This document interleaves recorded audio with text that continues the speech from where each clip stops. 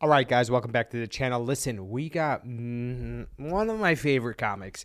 One of the greatest, you know what? In my opinion, I think this is the greatest storyteller of all time. And not just in stand-up comedy, just in general. I would say it's Ali Siddiq 100%. This is one of my favorite comics of all time. He's unbelievable. When he dropped Domino Effect 1, which we are going to watch, it was like 3 years ago maybe. And when I first heard that, I didn't even know you could do comedy that way and talk about your life, which motivated me to start doing some more storytelling, which till this day, I have a lot of speed bumps that I'm going through and just trying to figure it out. It's very, very difficult for me. But the way that he does everything, it makes it so seamless and so easy. And watch how just the words fall out. How it just comes out of him and funny just happens. And when he puts the funny on, it's like a machine gun. Bop, bop, bop, bop, bop, bop, bop, and then we slow it down right back into a new story or a new subject.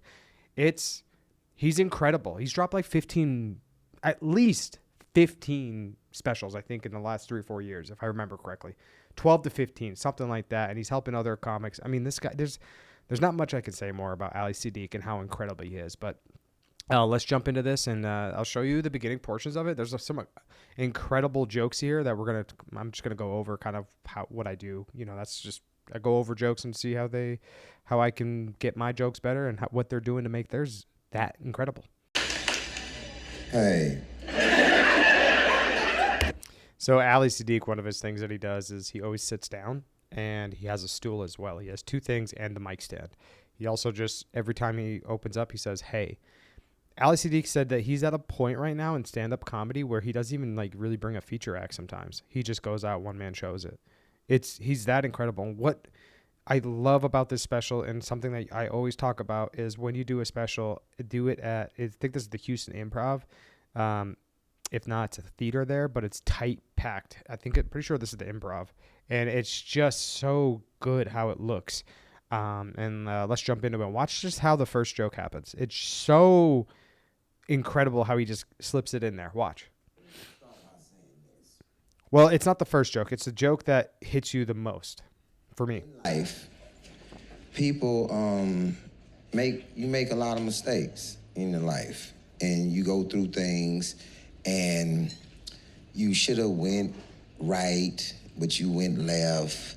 You zig when you should have zagged. Things happen, but you don't get a chance to pinpoint a lot of times when you went wrong. And I don't know if y'all know about me, but I used to be a street pharmaceutical rep, which is very frowned upon. And I had enough time to think about how I got there, because I had 6 years in prison, so I had enough time to contemplate on the mistakes that I made. So I got it down to the exact year where my mistakes happened. So it's 1983. I'm 10 years old. Oh yeah, my mistakes. You see how he did that? It's 1986. I'm 10 years old. And then he hears the laughter and just sits in it. And he's so methodical and slow with his delivery. And, one thing I get told a lot, that I have a lot of fat in my jokes. And I understand. But I'm trying to tell a story. Like, I'm trying to do, like, an actual, like, act. Like, and it takes a long time to get, like, an hour to an hour and a half of material. What I know and what I'm trying to do is what he's doing, where he's putting a ton of detail within his setups. So when he does hit a punchline, it hits good. And it seems like you're listening to the story and you don't even see it coming sometimes. And that's kind of what he did right here. There's another joke here that comes up that I'll go over. It's so smooth, like you wouldn't even. It just hits you, like it's so. Watch. Oh, they're very So sometimes, people complain about certain things, like, I was raised without a father, and sometimes you don't know how lucky you are. You know, because if you had a daddy like mine, you shouldn't have just had one. You should just went without. So 1983, my dad comes to my mother's house and he wants to talk to my mother about can he talk to his kids about living with him. Now, this is the problem, that my daddy left when I was 3, and now I'm 10, so that's 7 years. And it's not like I haven't seen him. You know, I saw him every blue moon. Like, not like, you know, like out. Like, you'll be out and your mama will be like, there go your daddy, you know, like.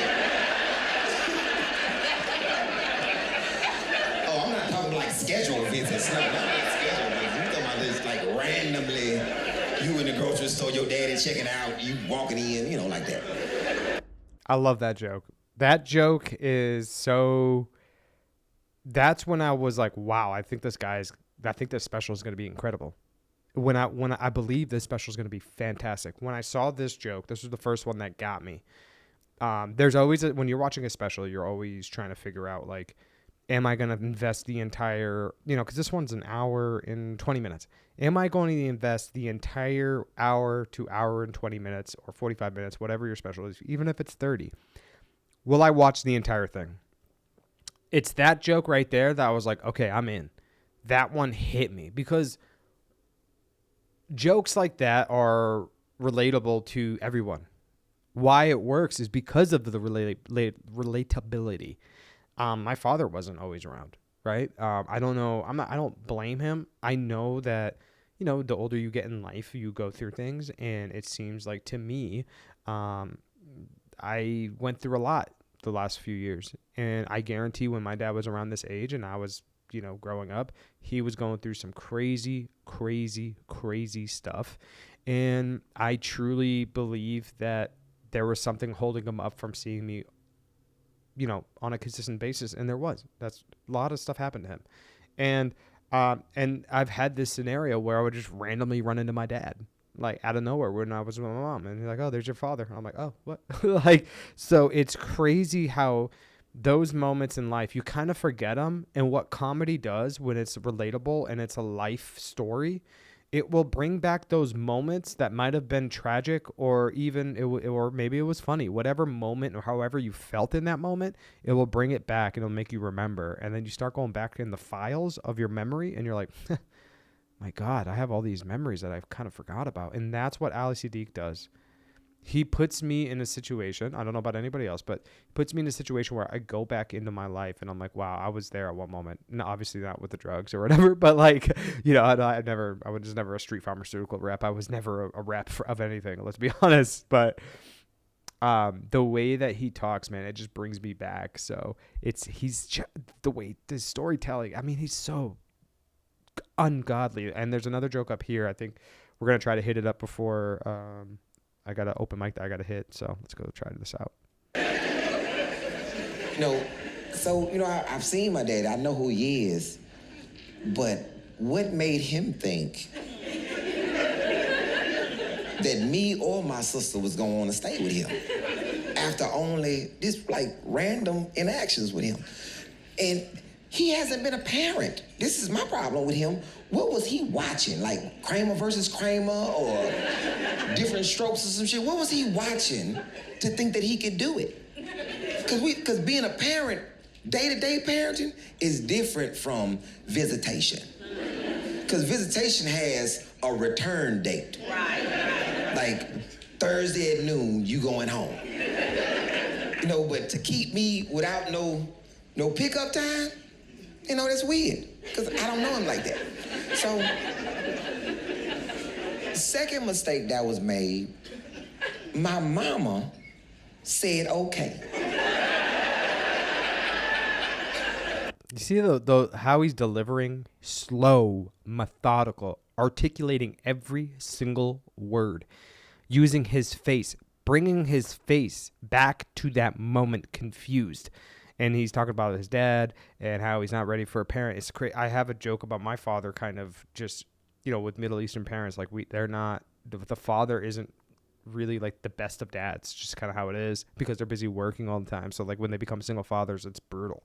And when he says about his mom saying okay, it's like, I think I've tried to like live with my dad a few times, and it just like never worked. It's just, there's nothing. I'm sleeping on the floor. I'm sleeping on a towel. Like, it's disastrous.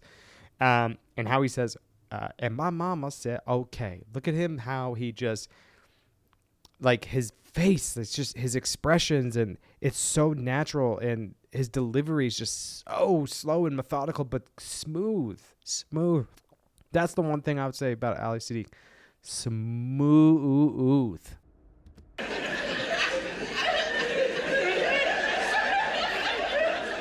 What was my mother thinking? Maybe my mother was like, ain't no way my children are gonna go live with a stranger. Maybe she was thinking that. Or maybe my mama was tired of us. I don't know. My mama walked in the room, and I'm confused by all of this. My mama walked in the room and asked us, so what y'all wanna do? First of all, you're not supposed to ask your children what they wanna do. I don't have enough information or cognitive intervention skills to make a rational decision about this. My decision is based on that my daddy has been fun when I have seen him every blue moon. Now, my mama has never cared about what we wanted to do before.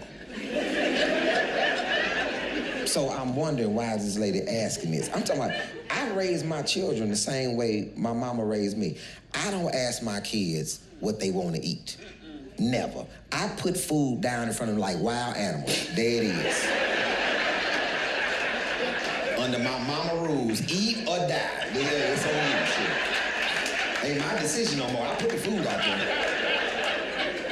That's the way.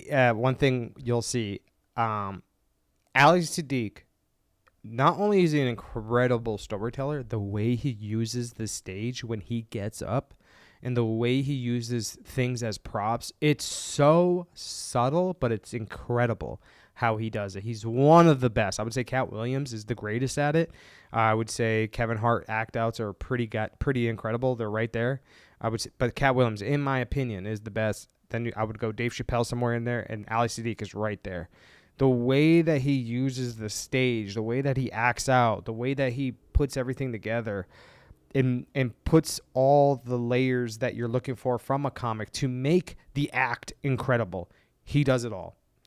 And one thing, I because I do storytelling, one thing that I was trying to figure out, like, when I was like, I bet you Ali Siddiq would never be able to tell like a 3-minute story anymore, because he's doing these hour-long special stories, and I don't know if he can do it in 3 minutes. Boom. Guess what happens? I watch there's a competition. I forgot what it's called. It's like most funny something. It was Matt Rife, him, a couple other people, and I saw him do 3 or 4 3-minute sets that were unbelievable. I'll probably make a video on it and talk about it, but like 3-minute and to go from and the thing is, I know that 3-minute bit that he does is about basketball, 24-hour fitness. He has that in his specials. I think it's not Two Sons, it's another special if I remember correctly. I'll try to find it and I can show you. I'll probably put both up where I'll like, here's the joke, the 3-minute joke, and then here's the joke that's in an hour special. And look how he puts it all together. The man is undeniable, man. Undeniable. Just, it's incredible what he's doing. And that shows you some of the things that he's capable of. That little stool thing, I know it seems little, but just the way that he did it, it puts you there. He puts you in the story. Like, you're there. It's incredible. Because y'all probably ask y'all kids what they want to eat. Ask them nothing, because then you'll become a goddamn short order cook for your children. They'll keep just, everybody gonna want something different. You making pancakes, waffles, and omelets. You know, if y'all think culinary school, you think I went to, shit. So I don't ask. And I remember, my mama never asked me what I wanted to do. I remember when I used to hate oatmeal. I love oatmeal now, because me and oatmeal have had a situation. You know what it tastes Like, and hate it. My mama came in with some oatmeal and somebody, this for breakfast. I'm like, I don't want that. She said, well, you gonna eat it? I said, no, I'm not. She said, well, you gonna sit there? I said, well, I'll be here. My mama said, you'll be there until your ass fall off. And you think in your mind, your mama crazy here. How your ass gonna fall off? What an incredible joke. That was...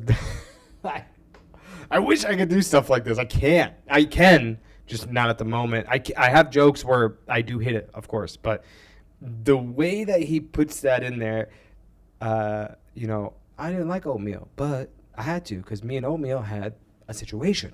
Boom, laughter. And then it's like such a... That's one thing I'm realizing a lot with all these specials and everything. Sometimes we overthink as comics, young comics, like that we are trying to overdo it, right? We're trying to add way too much or make it more, you know, like, I don't know, make it more difficult than it truly is. You know what I'm saying? Like, really, we try to make it seem like it's I don't know, like, just take. Sometimes you got to take the easier. I'm not saying this is an easy joke. I'm just saying, like, take the easier road, and the joke is right there in front of you. Just take it. It's right there. Okay, that's not a hack joke, but I have some jokes where I'm like, oh, it's right there, but like I don't want to do it because I don't want to be a hack. And it's like, just take it, and then eventually you'll make it so it's not hack.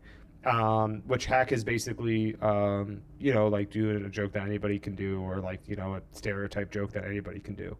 But what you got to do in those situations is personalize it. Now, with this joke, I've never even heard of anyone having a situation with oatmeal because nobody likes oatmeal. And the fact that he made oatmeal funny is crazy, right? Think about that. He made oatmeal funny. That's incredible. And then he goes on to the joke about him, you know, his mom saying, you're going to sit there until your ass falls off. And you're sitting there like... What did she say?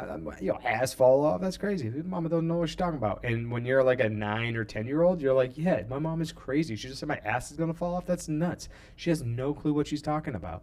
And like, that's the mindset of a child. Like that, because we take things very literally as a child. But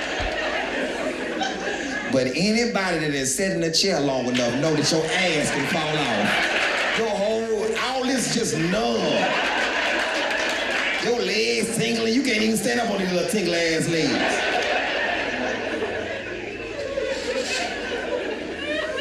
So, my daddy comes in, under my mama's permission, and asks me and my sister, hey, but see, my mama, she thinking that I'm gonna say no.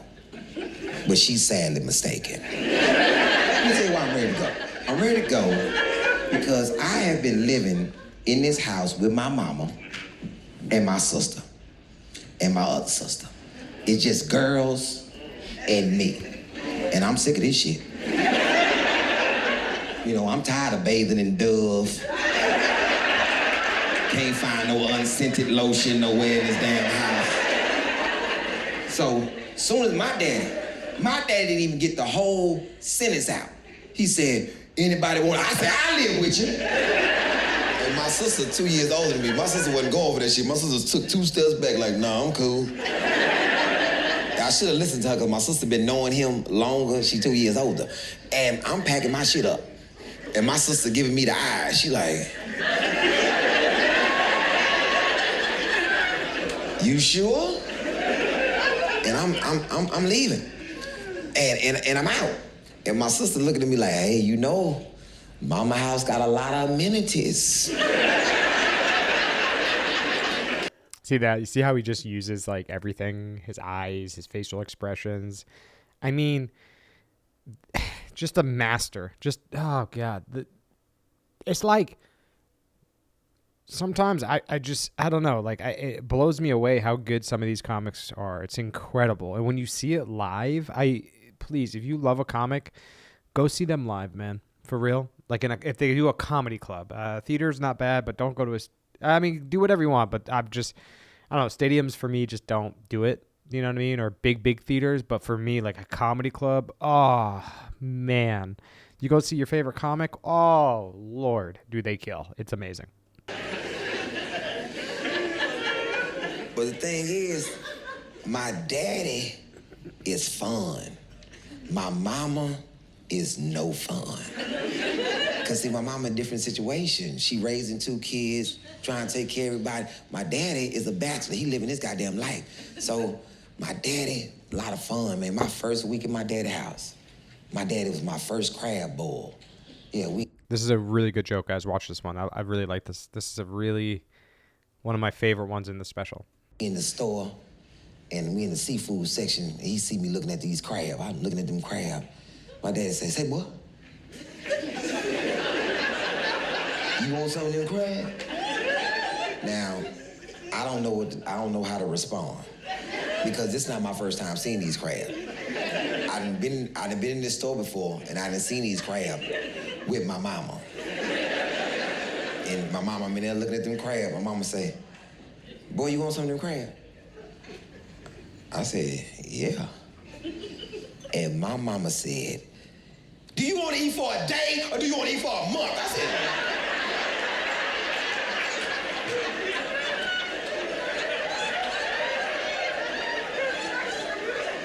"I don't know our financial situation. How?"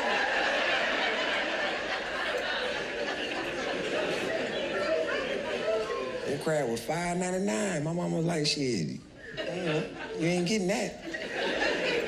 My daddy, fun. My daddy different. My daddy, and so, when I said yeah, got hollered at. So now I don't know how to respond. I'm.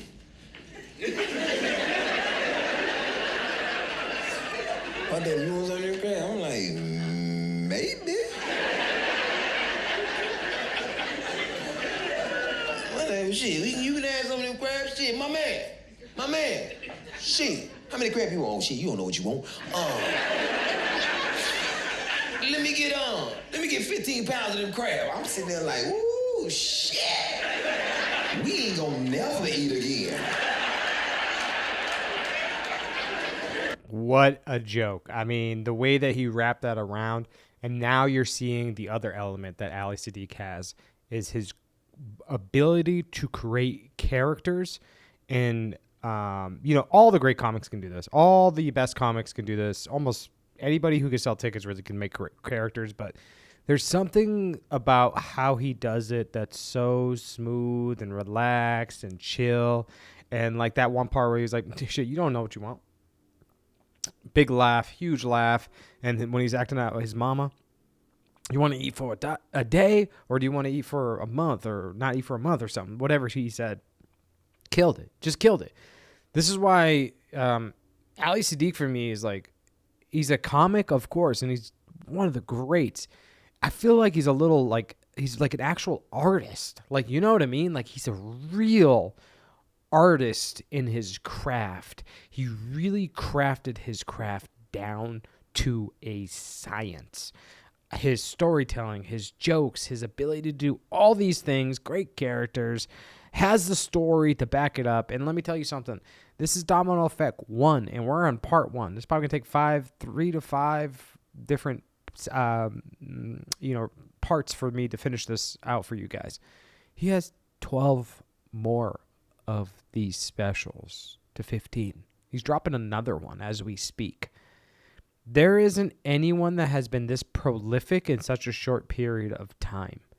This guy is on a whole nother level, and now he's actually helping comics. And that's exactly what you're supposed to do when you are at a position of power. It's not to be, like everything is scarce. It's more like, let's help out the people around me who've been there for me for day one, and then we can help the people around them. And it's a domino effect. See what I did there? Yo, I'm nice. I'm nice, dude. I'm nice, bruh. Anyway, this is one of my favorite specials as well as all time. I think I got like 10 specials that are like greats for me. But anyway, this was a great way to end it. And I'm just going to leave you guys with this, man. Thank you for watching these videos. We are getting a lot of views. Just please like and subscribe. Share this with your friends. Let's grow. Let's get the 10K, and let's keep doing our thing. And whatever you're doing, man, just keep working, keep grinding. We're going to get there to the top, all right? All right. You guys have a good night. Bye.